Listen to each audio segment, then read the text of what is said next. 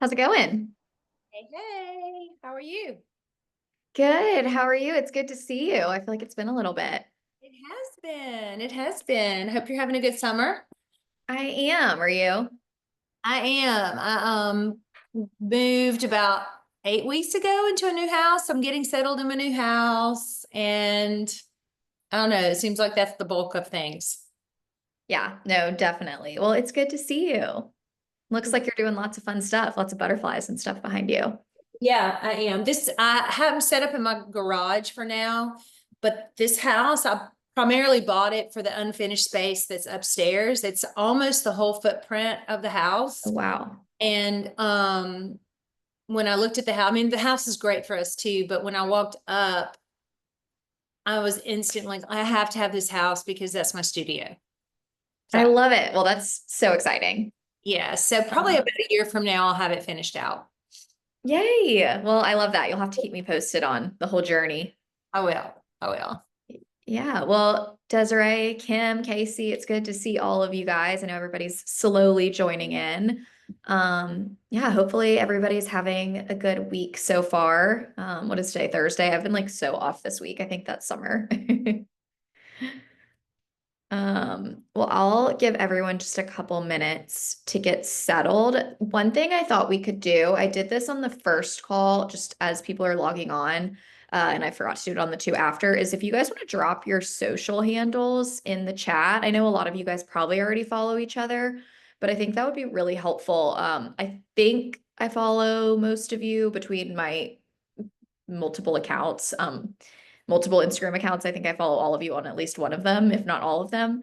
But I think for the group, like a lot of you guys are doing really cool work. So I feel like it's good to support each other and follow each other and just have a reference point if people hop in the chat. So I'll let you guys get in there and do that. And then we can start maybe at 11:05. So in 2 minutes, we can start with kind of the first question. And then I also, just since it's the last one, kind of drafted a list of potential questions as well that I might throw in the chat if people like run out of, I not run out of ideas, but if we get through kind of the main ideas, I thought there was some other stuff we could cover. So that's kind of the plan. I mean, I'd love it if we don't get to my questions. I'd love to help you guys as much as possible, but just wanted to be prepared since this is the last one. All right, let's just chill for a minute and a half while we let people kind of join in, and then we can go from there.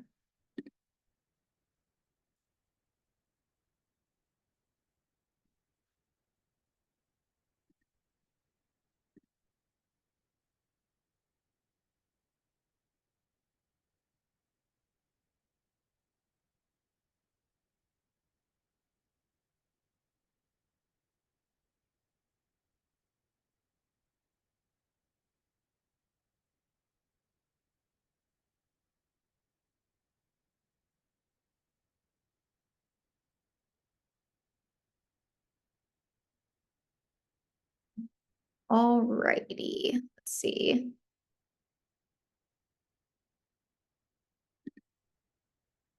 Does anybody want to go first? And I know some of you guys are on camera and some of you guys are off. So if you are at work or anything like that, you can always type your questions in the chat.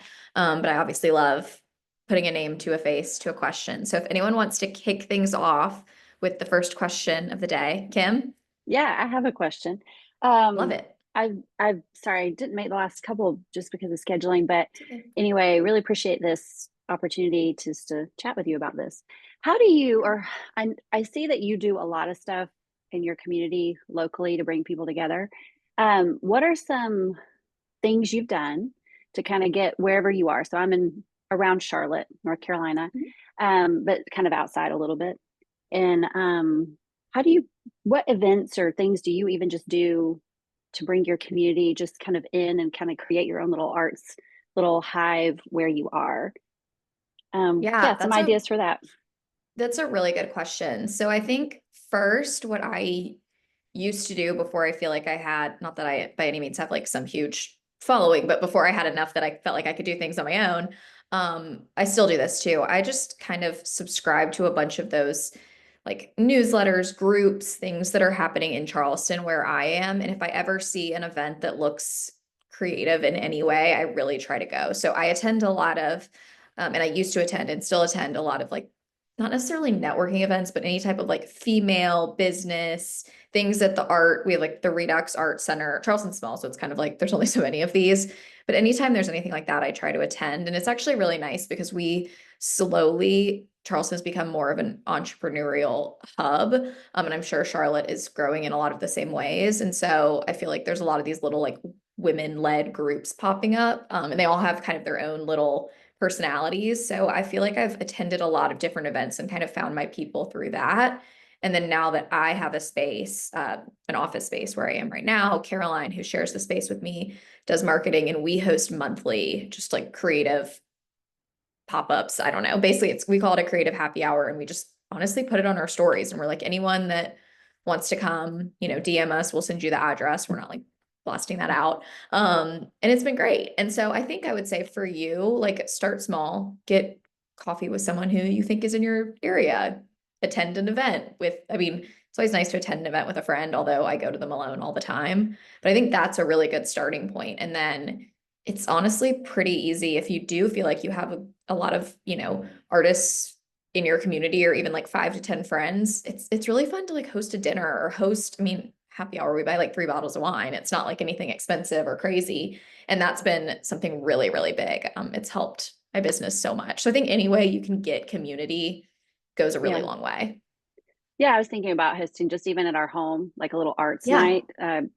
Anyway, just trying to figure out how to kind of create even an environment where people can go and see art, experience just different things. We have a lot of creatives in the community, but I like doing things like that, but sometimes it even feels a little overwhelming to try to like organize it. But I guess the best thing to do is just do it and then learn and then keep trying to build on that. But Yeah. And I love the idea of hosting something at your house. I always think too, having some kind of activity, I don't know if that's the right word, but no, yeah. Having something for people to do as they're getting to know each other always helps. Valley knows she's been on one of the Founder Society retreats. Like when the women first get to the house, we're always like, let's have something for them to do so it doesn't feel like this awkward, like small talk networking, who do I talk to kind of thing. And so I think if you hosted something in your house, it could be really cool to do like, I don't know, mahjong or like a little like paint something, or it could be something even like way less involved. But yeah, so that's always fun too. Awesome. Thank you. Yeah, love it. Other questions, other things you guys are thinking about? I've got a really boring question. I love it. But I'm learning as I go. Okay, so it's a business question for the NAICS code. And this is probably something I should email you about because you're like, I don't have that memorized. But I did independent artists, writers, and performers, which was like 711510 nationally. Does that sound right? My Yeah, so I CPA has actually gone like MIA on I like from last week. I'm like, oh my gosh, I need help.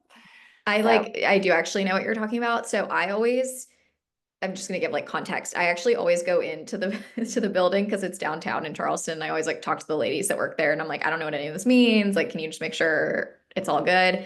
And I feel like every time, this is probably bad advice, but I'm gonna say it anyway. I feel like every time they've given me some different NAIS code because NAICS code, because sometimes I fall under that, and sometimes they're like, actually, let's put you in the educator category, and sometimes let's put you in the like gallery retail category. So I just feel like we don't always like clear fit. So I don't think it's, maybe this is bad advice. I don't think it's like that big of a deal. Okay. If you're just like, you have a business license, you're paying for a business license. Like at the end of the day, I think you're okay. And I think that's a totally fair category for you to fall into.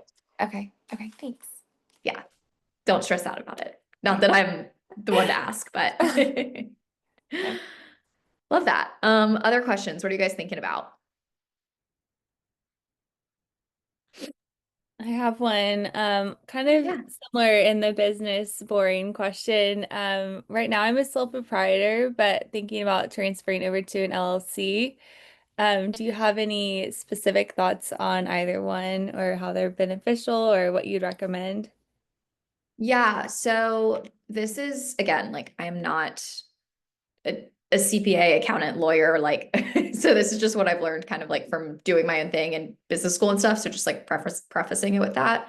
The only thing, I have an LLC for my business, just because I honestly, when I set it up, I don't think I really knew what I was doing, and that's just what I did. But I think the benefit of an LLC is you are protected. So if you were to get sued, which I do not see that happening to you, but you do, you know, a lot of events and stuff, they can sue the business versus if you're a sole proprietor, they can come after you. It's with most of us as artists, like that's not going to be a huge issue. And so if you are a sole proprietor, I work with so many artists that are sole proprietors, it's fine. I just think it's worth knowing. And it's always something you can evolve into later. I also think there's like some tax benefits to like how you're set up if you're an S corp or all of that stuff. But that's something, again, once you reach a certain threshold in your business and decide like, wow, I'm really making a lot and I probably want these different tax benefits, then it's worth just hiring a lawyer, accountant, someone to kind of walk you through what's the right steps. Because that I don't really fully understand. I just know there are tax benefits for the different scenarios. Does And that help? Or yeah, Valley, chime I was in. gonna say something real quick too on that because I'm an LLC. I was a sole proprietor. And I'm an LLC, and I think that there may be some differences on your state tax laws or whatever from state to state. But for me, because in Alabama, one thing is I am what they call a pass-through entity because I'm a single member LLC. And so I only have to file taxes like once, and it's called pass-through because my income from the LLC is my household income. And so basically I'm filing personal taxes and showing my business what it did. So I don't know, I would definitely just at least get a phone call with somebody in your state that's familiar. But yeah, but the reason I went through LLC was what Haley said, because it is more protective of you as a person. But again, don't see a lot of reasons for being sued, but you never can be too careful. Yeah, it's a great way to put it. And I believe it's the same because I know Kelsey's in Charleston with me. I'm pretty sure the same rules apply as Valley and Birmingham because I have lived in both Charleston and Birmingham and had that kind of like pass Yes. through LLC thing. So I think that's the case here. Again, like please talk to a professional. Okay. No, that's really helpful. And I've been discussing with my accountant over the years, but I wanted to hear the artist's perspective as well. So thank you. Yeah, and I mean, I know you have an intern, but if you ever wanted to hire more employees, like full time and actually get them on payroll and stuff, I believe that's a lot easier. And you might even have to have an LLC to do that. So just like future right. thinking. No, that's good. I like the big picture. Thank Yeah. you. Yeah, love it. Well, I always tell people, I'm like, it's good to be thinking ahead, but also don't let worry or thinking ahead so much stall, you know, what you need to do today. I remember I was like so scared when I was setting up my business. I was like, I have to have everything and like I have to be an LLC and I have to get it all set up. And it's like great to be forward thinking, but also you can start as a sole proprietor and like eventually get there if you don't have the time right now. So I like to say that. We don't need to stress ourselves out too soon.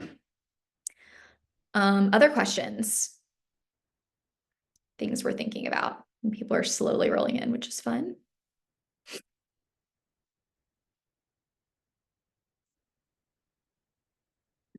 I'll also drop this list of questions I have in the chat just because they might spur some things. This is just kind of like an ongoing random list, but I'm sure some of them apply. I have a No, I question. can't. Yeah, go ahead. This is for you, Haley, but really anybody who has insight on this. So I want to kind of clean up, I don't know the better word for it, my branding for when I send things out and have like my logo and everything, either a stamp or a sticker or whatever, when I want it to look professional. And so I'm looking for a good resource for like perhaps custom tissue paper or really stickers. I'm looking for a good place, inexpensive, that does good stickers. So if anybody has some insight on that, I sure would love to hear it. I have used, I think Vistaprint. I think Devin, haven't you done stickers recently? Or did I make that up? No, I did stickers. I can drop it in this like chat box just through like a company through Etsy. Excuse me. And they do a good job and they'll like keep your file. So if you want to print more, you can just like mention they like have your account information. So it's like easy to reprint. pretty Yeah. standard. Nothing, I mean, Awesome. they do a good job for Great. stickers. Thank you. Yeah, I also recommend for anybody that's kind of looking at upgrading their branding. I got an embosser recently, and that's like a really easy 35. It was like under $40, whatever it cost. Also got it on Etsy. I'm happy to send the link to the person I used. It was great. And it's super simple. The one I did, it wasn't like super branded. It just says from the studio of Haley White, and it just looks really nice. And I like probably emboss way too many things, but that's a really easy way to make things look branded. And last thing on this, I used to work for an interior designer, and her little hack was she had an embosser with her logo or her monogram or her whatever, I can't remember. And every time we had an event, she would just buy like regular white napkins and would emboss them, and it made our events look so nice. And again, it's like you pay for this thing that's, $35 once, and you get all these great uses out of it. So that's a fun little easy hack to kind of up your branding. Next question, or I don't know if that spurred any ideas, but next questions y'all have. Okay, Stephanie had one that she put in the chat. Hi, everyone. Launching my website in the next few weeks. Any advice on how to get the news out into the world? Love this question. And I'd also love to like kick this around with some of you who have launched a website before. But I would say, Stephanie, first, definitely, if you have an email list, I would say send it to your email list. Definitely use your socials as we do. Link to it in a bunch of different ways. But I would also say, think about pairing it with like a collection launch, big or small, or like just something fun that gets people to the site beyond just like, come look at my site. There's stuff on it. Like, I think if you compare it with, my new prints, my new note cards, like, again, it can be something small, like one new print, or it can be a full collection launch. But I think if you pair a new website with something like that, it can really help to get people excited. I'd love to know if anyone else in this group has any ideas. I know some of you have launched websites semi recently, or like since I've known you. I don't know if anyone has any initial insights on that. It's okay if you don't. All right, Stephanie, any like specific questions beyond that, or did I kind of help get you started? Let you answer in the chat.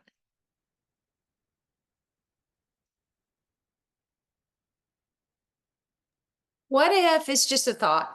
What if Mhm. like any other businesses or brands that you have collaborated with, or maybe the photographer that helped you do the photographs for the website, or somehow where you could, just a small ask to get them to like also put it on their socials, or maybe if there is a newspaper in your area, or even an online type newspaper. I was just written up in our local paper, and it sent traffic to my website. So maybe That's think great. ways that in your area, but also like what went into the website. Did you use a photographer or any, staging of any kind or whatever, that you could just have a small ask that they share on their socials, because that's a different crowd. Yeah. I also think don't be afraid to like ask people to share about it too. If you have friends, family, other artists, like just say, hey, would you mind like sharing that my website's up? I just want people to know about it. I think people are more than happy to do that. So yeah, hopefully these ideas help to get you started. I also was gonna say, I think when it comes to friends and family, I mean, even asking them like, hey, I'm so excited, but I've learned they don't naturally think to promote what you're doing.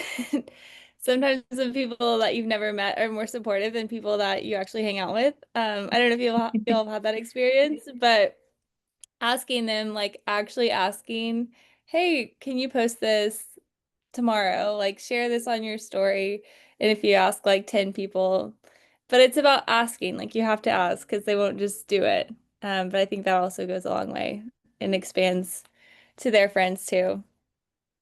Yeah, I think that's a really good point. I feel like everyone was nodding their heads to that.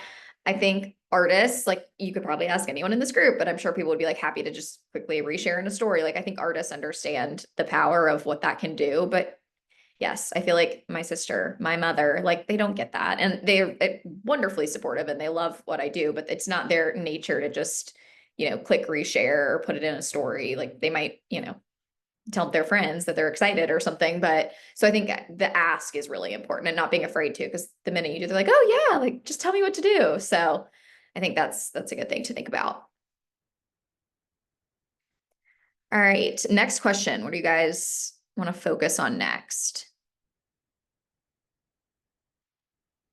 So you mentioned this the first week we met, because I asked you about the cringe factor, and I'm still working through that of putting out things, because honestly, the making of the reels, I feel like I'm losing my mind. And then, you know, I start making it and it's like my phone just decides to stop or things like that. So I'm like, oh, I Yeah. just can't do this. Yes.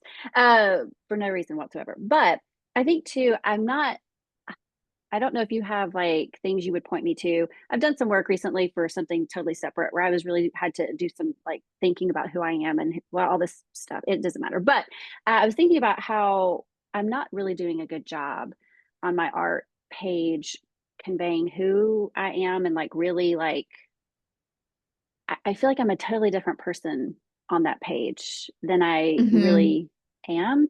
So I don't know if you have resources or can point me to a book or something. I mean, I read all the time, things like that. Just, I kind of need someone to say, okay, do this and do this with this part of my life. I feel like this is the one that's so, I cannot quite wrap my head around how to really brand myself in the way that I feel like is authentic, but then also kind of, I don't know if that makes sense, but it's very foreign to me.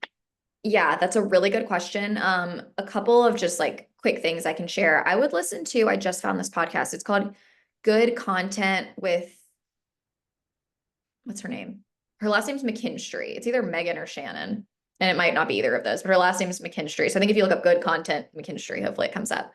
And I've followed I mean, she's one of those like gurus, how to grow your page, but I actually think the way she explains things on her podcast that are like 8-minute clips is really helpful. So that's good just for like ideas when you're like, what do I do? What's going to work? So I've learned a lot from her. I think in terms of the cringe and like the disconnect, I definitely felt that way until probably like 3 months ago. I don't know what happened, but randomly I was like, I'm just going to show up and show my personality and it's going to be what it is. And that doesn't mean it's perfect, but I have found my engagement has like skyrocketed. I'm getting so many more followers, and it's just because I'm actually like showing who I am, and it's easier instead of being like, I'm going to post this like really edited, really polished reel. I kind of am just like, here's a video, put it up. I mean, you guys can go look at my page and see that for yourselves probably. Like they're not even that great of content, but I feel like the proof is in the pudding, like it does work. So I think there's a little bit of a snowball effect where like once you get started, you see that positivity, it is easier to continue going. Like I've really gotten over oh, this is cringy phase, because I'm like, it's working, so who cares? So that I think will come. But I think for first steps, like a really actionable thing you can do that might be helpful is, and I wrote about this in today's Substack. So if you aren't like a paid member, I can send you it for free or whatever. Like I can get it to you. But I talked about it, and it was basically using ChatGPT to kind of analyze who you are, who your ideal customer is, because I think it's really, and any of us could do it for you too, but sometimes we need like an outside source to help us really analyze. So I did like an anthropology study, because I think a lot of us know that brand, but I think what you can do for yourself is input, you know, your website, your social media, like drop a lot of things in the chat and then say, can you give me a pretty clear idea of who is my ideal customer? And then also say, if it's unclear who my ideal customer is, can you ask me some questions to start to figure that out? And that's a really good first step to see what the holes are, like in your branding, in your messaging. And then you can also say, if it feels clear and you're like, or it feels misaligned, you're like, all right, how can I get this in line with who I am, who my customer is? So I think you need to get really clear on, like, use that chat to figure out your ideal customer, look at your branding and your art and figure out, okay, like, this is visually kind of who I am, what I'm creating, and then think about yourself. And those are the three little Venn diagram, the three sections that make up your company, your brand, your marketing. So it's partially your ideal customer and what they love, partially your art, and then partially you. So you're a third. You're equally as important as those other two things, which I think is really important. So I think you need to figure out what is your third that you're going to put in there that's going to resonate with your ideal customer and not be like totally off base from your art.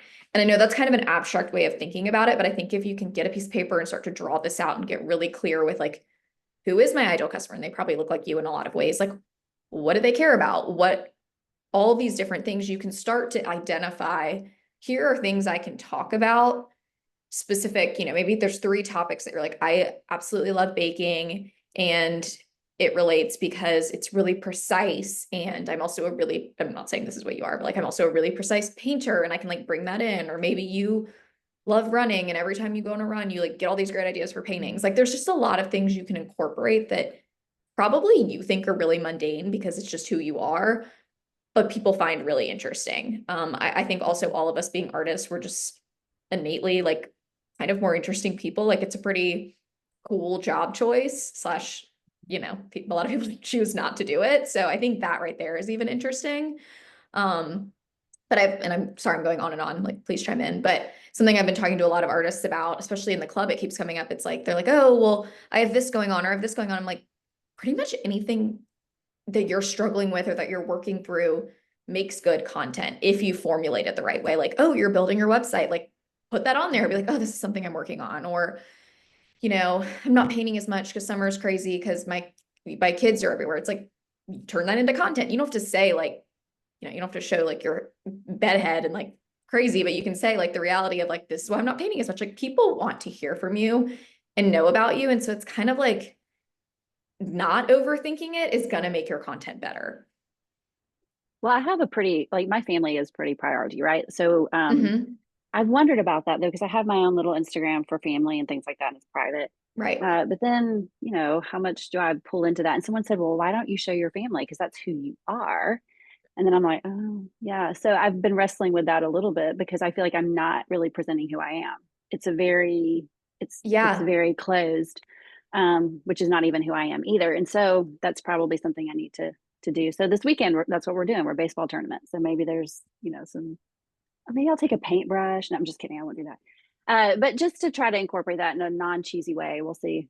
We'll see what happens. But thank you very Yeah. much. I like one last little thought. I didn't delete my old Instagram, like my personal Instagram, because it just has like good high school, college, like gold and not even high school, I didn't even have it then, but just like good old photos in there. But I don't use it anymore. And I've just moved everything over to like, and I renamed it to Haley Price White. And that's basically my personal slash art slash kind of like the home of everything I do. And then you can go to like the Scouted Studio, you can go to the art coaching club. But for you, what I'm saying is you might not be ready to like combine them, but that like really, really helped me. And I did it basically when I got like right after I got married, which was November. So it hasn't been that long. And I think that's really been what's helped me improve my content. Just thinking about like timeline and how things have worked is when I combined like, why am I talking about who I am over here and not talking about this other really cool thing I'm doing, like in both directions. So that really helped me. And I think bringing your family into some of this content would be a no-brainer if you're already posting them. Okay, perfect. Thank you. Yeah. Any other questions related to that? Because I know that's a really common topic for people. Oh, I can kind of add. I think I don't know if it's just like my experience, and I think I agree. I like constantly feel cringe on when I film something, or like it's just not something I thoroughly love or enjoy. But in terms of like, yeah, kind of showing like personal things, I tend to be a very like private person. Like I have a personal account that's Mhm. private and it's just like my friends and family who I will share my kids and share all the things and like as I feel. But when it came to like my public business account, I was very hesitant on sharing like kid information because I have littles and it just kind of felt very, Yeah. I don't know who some of these people are, just I was not my thing. But I actually find that sometimes when I like for content, when I look at engagement or views or like I sometimes find when I post personal things, it's when I lose followers versus when Interesting. I'm like posting, I mean like posting like art things or very like purposeful things made for, and I don't know if it's just like I have a very small following, but like I don't know if it's just the followers I have in the demographic or what it is, but I kind of found that my current followers they're I don't know if they're just maybe not so interested in what my personal family life is, which is fine, but I just thought that was like an interesting trend I was seeing, so I've kind of stepped away Mhm. from sharing that. and focus, and I'll have like some nods to it or some things that are um like little glimpses of it, but it's not heavily influenced. That's probably confusing or like more for you to think about, but I just thought that I was noticing that trend and it was, it's like, oh, okay.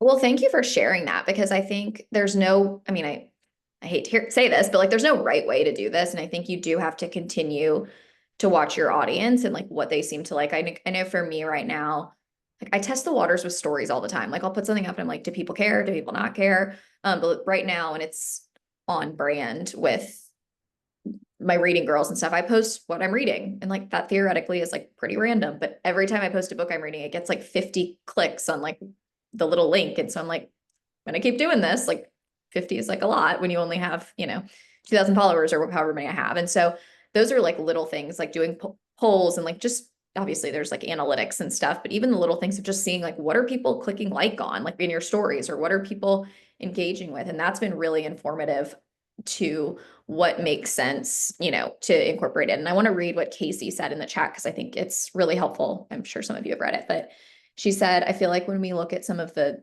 bigger artists, they zone in on one or two aspects of their personality and make it their whole brand. I think it's okay to do that, like really narrow down and make only a part of you your brand. It doesn't have to be all of you to be authentic. I really agree with that. Like I think that's a really good way to put it. And people say content pillars and like those phrases that you've maybe heard before, but what I do is like I said, like I've shared books because that makes sense right now. And I've been sharing clothing because a lot of the clothing is like inspired the colors in my paintings. So those things are kind of like things I'm focusing on that I also feel like kind of makes sense for where I am. And maybe that'll change as I do different types of paintings. But I also think a really helpful analogy for me, and I wish I could remember where I heard this, but thinking of your brand as a morning show and it has different segments, but like all the segments kind of like tell a broader story. And so that's something that's kind of helpful. It's like you can have your little, for me, like my little reading segment, I can have my little art segment, I can have my sales segment, I can have, and so I think that's helpful too, and kind of builds off of what Casey said. So just, I don't know, maybe that analogy might ring a bell with somebody. Yeah. You know what this makes me think of is, well, a couple of things. Think of the accounts that you follow that you enjoy or that you're interested in, and then just start actively noticing, well, what are they doing? Not necessarily to copy them, but it does start to churn. It's just like when you go out to be inspired, to find things that like might inspire you to paint. You might be walking through, a museum or a garden or a farmer's market or whatever, and that kind of makes you think of, different things. But if you remind yourself like to be on the lookout for things that you're drawn to, and then try to kind of twist it into, well, how could I do something similar that tells the story of me? And one of the accounts, I don't know if any of y'all follow Sarah Blakely. She's the founder of Spanx. I think she does an amazing job on her Instagram, and she's not talking about Spanx, really. I mean, she is and she isn't. She's showing her personality, but it comes through the filter of her identity as an entrepreneur. But she's pretty creative and it's interesting, and it's usually kind of fun, and it makes me want to see what else she has to say or what else she's doing, or I don't know. That's just one of the accounts that I think of that she does a really good job. And she's not always going, here, buy some Spanx, I have a new product. But I'm interested in what she's doing in the company because I've sort of gotten to know who she is as an entrepreneur, and as an entrepreneur myself, that interests me, Does that make sense? Yeah, it does. And I think for a lot of you that do have blog or a newsletter or any place where you're posting long form content, break that up and pull it into Instagram. And that can be kind of a shorter form version of these little outside the art things that you're focusing on. I find that to be really helpful. And it doesn't have to be permanent, but I think if you can think like, what are 2 to 3 things I want to really focus on outside of just selling my artwork that tell my story about who I am, I think that's a really good place to start. And again, stories are a great place to be experimental. Like Valley, your farmer's market analogy, we go to the farmer's market a lot here. And you know, sometimes it's just so beautiful, like a beautiful red tomato, and I'll just snap a picture of it. And like, that's so easy to go on a story. And the way you see the world is different than the way other people see the world. And I don't know, just sometimes that it just can be really pretty. But I love the idea of just go to other people you really enjoy and really sit in it and take some time to think about why you really enjoy their content and like what holds your grasp. I have like a saved folder that anytime a reel catches my attention or a post for longer than, you know, the prescribed 1 second, I put it in that folder and then I'll come back to it later just to kind of generate ideas. Other thoughts on that before we move on? I think it's really interesting. I love that we're having this conversation because I think about this all the time. But when it comes to like personal Instagram versus the brand or the art Instagram, I have mine as like private and it's been just friends from high school and college. But thinking about what does it look like to share more like kind of what you were saying about Sarah Blakely or like life as an entrepreneur or a thought leader, which can also, I guess with Sarah, it's like at that point, she's speaking at conferences, she's at a celebrity level. So you think about her, and then you also think about her brand that she sold for 1 million or 1 billion or whatever. But maybe there's like something beautiful about even Chelsea Park, who started Park, and she started her brand as she has her own following, which that's a whole nother thing. But I don't know. I think it's hard as an artist to create all day and then to create content on top of it when a lot of people, their only creative outlet is content. And so they're like, I'm a content creator and that's what I do. And I'm like, that's amazing. But I have to create art and content about the art. And so it just feels nice to be in a circle this morning where y'all understand and you get it, where it's like we have so much creativity, but also there's a lot that goes into every single post. Or like, I love, Haley, that you were saying just to be more real and like post whatever you want and just like put it out there. And yeah, so kind of just a moment of I agree with what y'all are sharing, and it's helpful to have this discussion. Well, real quick, I know I talk a lot. I'm sorry, it's 2 a.m. One more thing I just thought about, like I have my phone mounted right here, right now, just because right before the call started, I was like, oh, well, why don't I just make some B-reel, of me, I'm doing this, that's something. But at some point, I'm also going to talk about like, I like to be in an ecosystem of other creators, and I'm always trying to sharpen the saw by being around other creatives and having these discussions or whatever. That's content, and I'm not good at it, but I'm noticing over the past few months, I'm noticing that if you kind of look everywhere for it and remind yourself like, oh yeah, this could be, and it doesn't mean I'm not going to post it today probably, but I've captured it. And then when I have a moment, because you're right, I've never thought about that. We create all the time, and then we're asked to create and be creative about content. That resonates so much because there's so many times that I'm like, I don't have the bandwidth. I'm just going to put on the table today. And that's as far as I get. So that was a really good point. I'm glad you said that because I haven't thought of it that way, but just, I don't know, maybe start thinking about it in so many different angles. Cause when I first started, it was always like, sell the art, sell the art. And there's so much more to you and to all of us than that. And I think what Haley teaches is that know, like, and trust factor. And how are they going to know you unless you show a slice, chosen slices of what the tapestry that makes up who you are. Thoughts? Yeah, that was a really great way to put it. And I think this is a great conversation. And Kelsey, it is hard. I mean, I think creating all day and doing everything we have to do, and then also on top of that, trying to make a reel on top of it is crazy. I do agree with Valley though. I think, trying to just film yourself whenever you can. I've fallen out of it and I'm trying to fall back into it, but I have a couple of places where I just know the lighting is good. And it's like, if I put my tripod here and I just filmed myself yesterday, I was painting a ton. And so I just put my camera up and I think I got like 11 minutes, literally so boring of me just painting. But with that 11 minutes, I made, I think 7 reels and just scheduled them out for like the next couple of weeks or whatever. And I just feel like, okay, great. Now I don't have to think about it again. And I don't feel like I feel good about it, even though I'm in the same outfit the whole time. It's like, it's good lighting, it'll work. I just put different you know, music and what I'm talking about and whatever, kind of the beauty of B-roll. So I think that's really helpful. I'm definitely a proponent of, I just actually cleaned out my phone and I'm trying to get new content because I've reused stuff so many times. But if you just have videos on your phone, I reuse the same stuff over and over and over again. And that's been really helpful. And then also I try, typically I'm kind of switching my calendar, but there's one day a week where I will do what I did. Like I will sit down, whether it's film myself or it's just actually go in there and like create all the TikToks and reels and stuff. I just do it in one sitting. It takes like an hour or two and I'll just schedule it out for the whole week and then I don't think about it again. And it's really helped because it's faster. I'm not on my phone as much throughout the week and it makes your feed look better because you're like scheduling it out so you know what's going to be next to each other and like, is this video too similar to this video? So that's worked really well for me. I mean, I know people talk about batch working all the time, but that's just like a small thing that actually has helped me a ton. And then when I am on my phone, it's more just like DM or catch up in stories. I'm not really focusing on what I posted at all. That's so Other helpful. questions?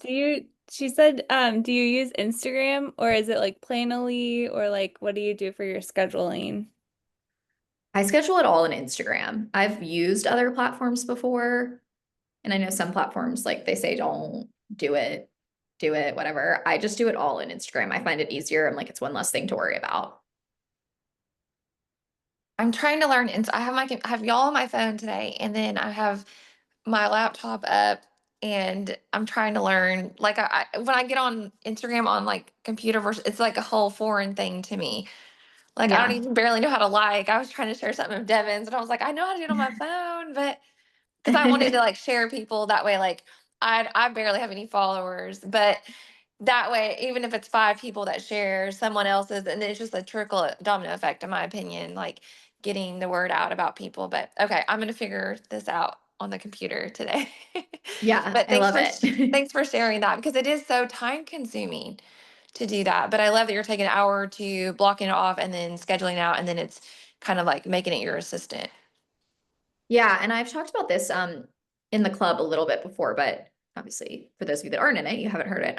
The way I think about my content too is I kind of put it in like different buckets. So I have my bucket where I'm like, I put a lot of time into this theoretically. I want it to do well. It's okay if it doesn't, but like I want it to do well. It's a piece that like it's real. I think it's going to do well. Then I have a second bucket that's like, this is just a really pretty photo and it's going to make my feed look nice and it's going to build the brand and it's showcasing, who I am or the art really well. And if it doesn't get a bunch of likes because it's not a reel, that's okay. And then I have another bucket that's like maybe like a little bit more direct to selling or something like that around launches. But generally I think about it that way where it's like not every single post has to hit and that's okay. And I've really taken that pressure off myself. And it's like, if you have one that does well a week, that's fine. And then you can either not post other days or you can put in some of those filler, like every once in a while, I'll put in like a filler photo. I know it's not going to do as well, but it's fine. Like for me on the art coaching club, the podcast covers that just say who's on the podcast that week because they're photos, they don't do as well as the reels. And I'm okay with that. Like I still want to post them. I still want you guys to know what's going on. You can check in with like what the recent ones have been. And then I'll post a reel, the other days around it that will get a bunch of views. So it's just kind of also taking that pressure off yourself and knowing like you're building a whole brand and a whole feed and not every single thing has to be some like crazy successful piece of content. Other questions? I had a situation come up today, which is also why I was like, oh, I'll jump on. This is timely that this call is happening today. I want to get your thoughts if this is a scam or not, for art buying. So I received an email. It seems like a valid person and a valid email about buying art, asking for like artwork and pricing. It's all on my website. So I sent that. She picked out 2 pieces of art, which I was like, oh my gosh, this is like, wow, this is random, but great. Mhm. And she wants to pay via check, which is fine. She's not local, so we like talked about mailing it if she's comfortable with that. And then once I receive the check, I would then like ship the artwork.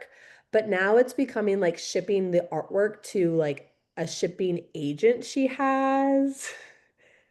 And then Mm, there's like a money transfer going on where it's like, right? Okay, yeah. money transfer gets me. So it's like, oh, I'm also going to include like X amount into the check because this needs to go to the shipping agent. And I'm like, okay, now this is getting to be like weird, right? This is weird. Yeah. So I just would not I wouldn't touch any, in my mind, I was gonna say I can't like then like transfer X amount to this other person who's going to be shipping all this stuff to her as well, right? Yeah. This is a scam. This is weird.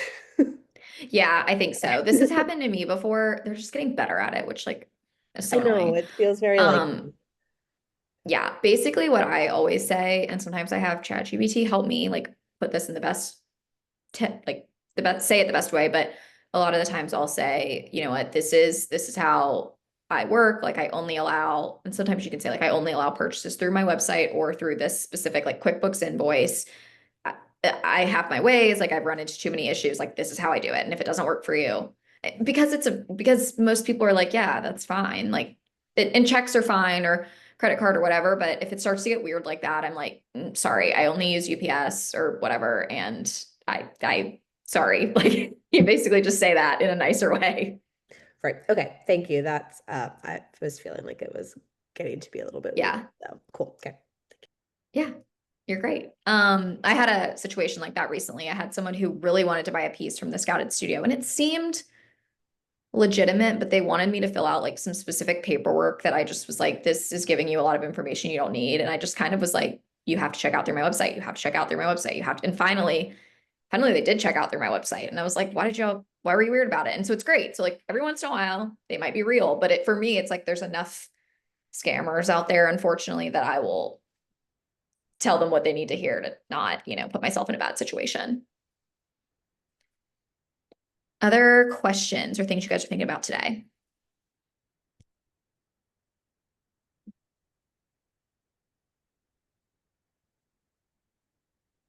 This is the last one, so this is your shot.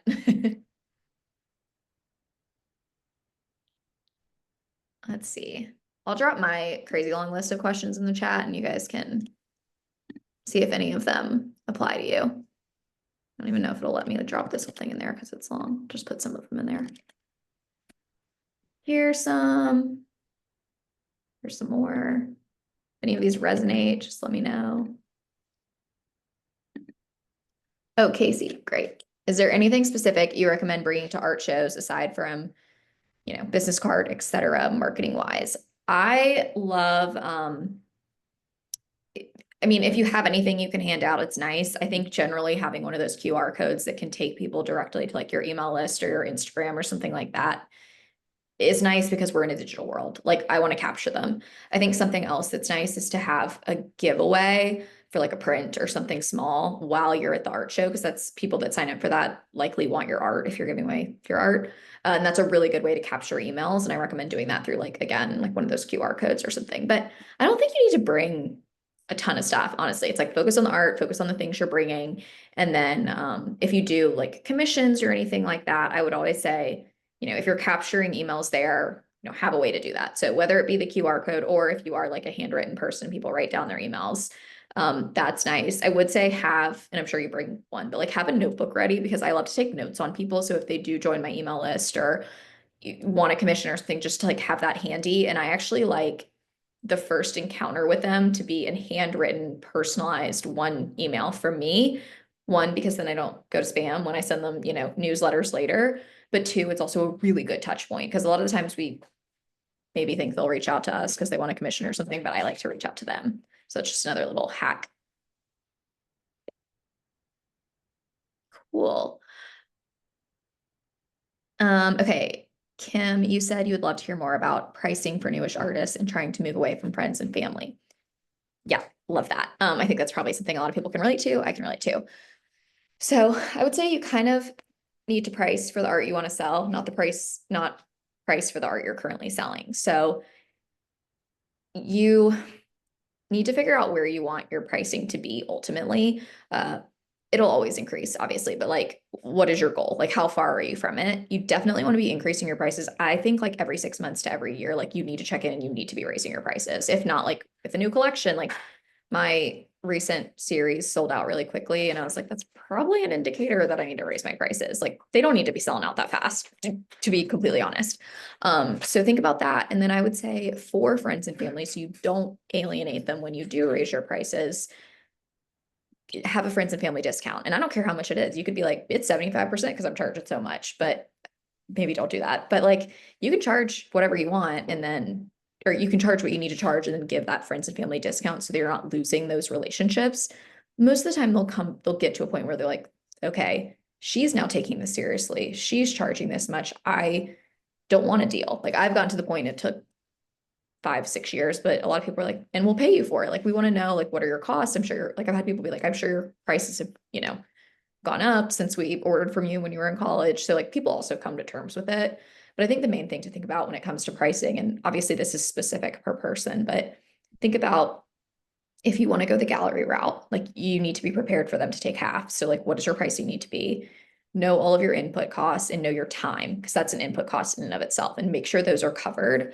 And then another little hack is, I did this recently, and I posted about it, but again, ChatGPT, you can put in a lot of your information and have it kind of say like, you can kind of have it analyze like where your pricing maybe should be. Like for me, it gave me a range and it was like, if you price here, this is why. If you price here, this is why. Here, if you want to be in with this people. And it was a really helpful breakdown just to justify, I'm not crazy for pricing this. Like if anything, I was like on the low end, as we always are. So that can be an added little, just you think about your prices and you just toss it in there and get some feedback on if it's like way off base. Any follow-up questions on pricing? Oh, Yeah, Devin. sorry. I'm like, I talk a lot too. I'm sorry. There's like, not that many I'm here, on the call, so we're I'm good. using this time. No, I think I have like the same, I felt very similar with like when I upped my prices and I was like gonna like alienate friends and family, or they're gonna be like, oh, like I can't like support you anymore. There was gonna be like, or they were gonna judge me for it or whatever it was. But I found, Haley, I remember in a podcast you talked about this, and I've like, this has stuck with me as well, that like I think about building the business for like my future or like who I want my demographic to be. And it's not going to be my friends and family. Like, wow, they've been so supportive and have like helped me kick it off the ground and have like been my biggest advocates. Like, I can only sell them so much art. Like, they're maxed out. They don't need anything else. So I'm like, okay, who's a more sustainable demographic and what's the pricing that they're gonna like follow up with or like become or going to be paying. And even still, I had a conversation with my dad the other day about a painting I sold. And when I told him the price, he's like, I don't understand how art can even be that much. Like it's just in his world. He's like, I don't get it. But I'm like, that's okay because you're not my demographic. Like you're my demographic because you're my dad, but you're not my demographic for like this in general. So it's kind of been like educating them on some of it, and they're still supportive and excited when you sell something. Like if you're like, oh yeah, I sold this really expensive piece of art, they're like, oh, that's great, like good for you. But it is I haven't had anyone feel like alienated or like mad at me, like, oh, I can't support you now because it's too expensive. Everyone's pretty uh understanding and excited for you, like that you're doing well. Yeah, I think that's a really good point to make. And I also think it kind of comes back to what I think I was talking to you, Kim, about earlier on this call, was getting to know your ideal customer and like kind of running through that, like who exactly is this person and like what do they want to spend their money on? Like, is this a type of person who's spending 10 grand on a couch? So what's 2 grand on a painting? Like that's one demographic, and that is, great if that's yours. But a lot of us, and like myself included, like specific collections, I know who's buying them. Like I have, my figures that are framed tend to go to designers. So I tend to know kind of their budgets. So I kind of tend to know where it needs to fall. And then I know my expenses. My reading girls, like a lot of people are giving them as gifts. So I'm like, all right, let's keep a few that are smaller just so that I can have some that are a lower price point just because they're smaller. So it also comes down to understanding who your customer is, why they're buying it, how they're buying it, and then, how does your pricing fit into that? And then also taking into account, is this your full-time job? Do you want this to be your full-time job? Like, what do you need to make out of it to cover your expenses and make a living and work backwards? What does that mean on a monthly basis? And what can you produce on a monthly basis? And is that aligned? And again, kind of coming back to what Devin said, even if it's not aligned right now, how do we need to get to a point where it's aligned and how can we start moving towards that? Yeah, great conversation. Other questions, other thoughts on any of this? All right, we have 5-ish minutes left. Anyone want to round us out with a call, a question, a comment? No, just grateful that you do this. So thanks. Thank Yeah. you. Thank you. I was going to say the same. Oh my gosh. Well, I will say I'm going to send an email out at some point this afternoon, and it will have all 4 replays because I know not everyone could attend all of them and they were all a little bit different. So I think those will be a good reference for you guys to come back to because I think these are really great. It's always nice to hear other people's questions, and I think a lot of us have the same questions. So I'm glad you guys have enjoyed it. Anything else? Anything else today before I let y'all go? All right. Well, I will also say, this is like me selling, but me not selling. I am going to send you guys a discount for just this week if you are interested in joining the club. I know some of you are already in it. But it'll be like a significant portion off just because you did this, and we do this every week in there. And I think it's just the community aspect is really valuable. I think it's something that I didn't have to create, but I created it because I just think community is missing for a lot of artists. But it's also, we cover business, all of that. So that will be in that email. And I'm only saying this because I like truly, truly, truly believe in it. And I think it's really great if it works for your business. So I'm going to send that to you guys too. But yeah, the replays will be in there, and like, obviously no pressure to join if it's not your thing, but I just want to make sure I'm sending that to you guys. And yeah, I think that's all my information that I have for you guys today. Anything else? Alrighty.